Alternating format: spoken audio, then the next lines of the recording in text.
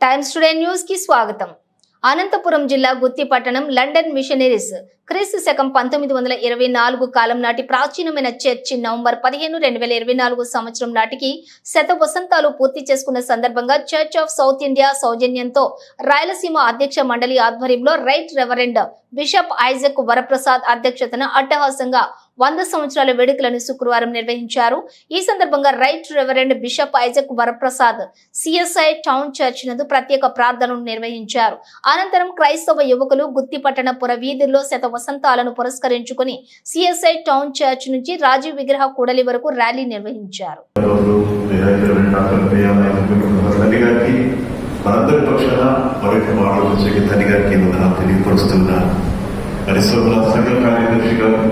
కొన్ని ప్రకటన తెలియపరుస్తారు. ఆ తర్వాత మిగతా కార్యక్రమంలోనికి మనం వెళ్దాం.